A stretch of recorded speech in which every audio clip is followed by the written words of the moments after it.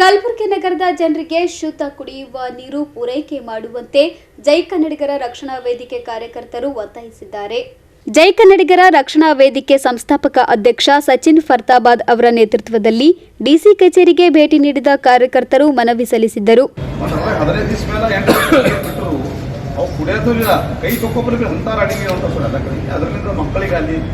ಸುಮಾರು ಸಲ ಈ ಮಧ್ಯ ಮಾಡ್ತಾರೆ, ಕಮ್ಮಿ ನೀರು ಅದೇ ಸೋರ್ಸ್ ದಯವಿಟ್ಟು ಜರ ಕುಡಿ ನೀರಿನ ಜರ ಅವಕಾಶ ಮಾಡಿ. 2 ದಿವಸ ಒಂದ್ಸಲ ಜರ ಮಂದಿಗೆ ನೀರಿನ ಅವಕಾಶ ಮಾಡಿ.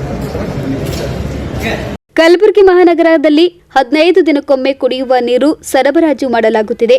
ಅದು ಸಹ ಕಲುಷಿತ ನೀರಾಗಿದ್ದು ಅದನ್ನ ಸೇವಿಸಿದ್ರೆ ಆರೋಗ್ಯ ಹದಗೆಡುವ ಆತಂಕ ಕಾಡುತ್ತಿದೆ.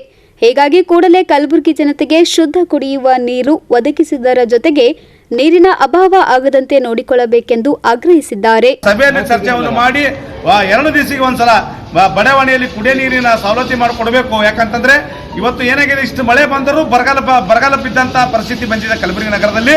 ಅದಕ್ಕೆ ಇವತ್ತು ಮಂದಿ ಜನ ಕೊಡ ತಗೊಂಡು ಇವತ್ತು ಬೀದಿಗಿಳಿತಾ ಇದ್ದಾರೆ. ಅದಕ್ಕೆ ಇವತ್ತು ಸ್ವಚ್ಛತೆ ನೀರನ್ನು ಜನರಿಗೆ ಕೊಡಬೇಕು ಮತ್ತು ಮಕ್ಕಳ ಆರೋಗ್ಯವನ್ನು ಕಾಪಾಡಬೇಕು ಅಂತಂದು ಇವತ್ತು ಜಿಲ್ಲಾಧಿಕಾರಿಗಳಿಗೆ ಮನವಿ ಕೊಡ್ತಾ ಇದ್ದೇವೆ.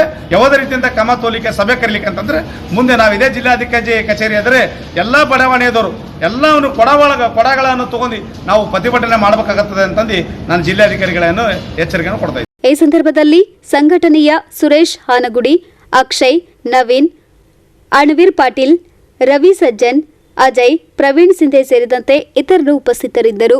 Bureau report in Gulbarga news.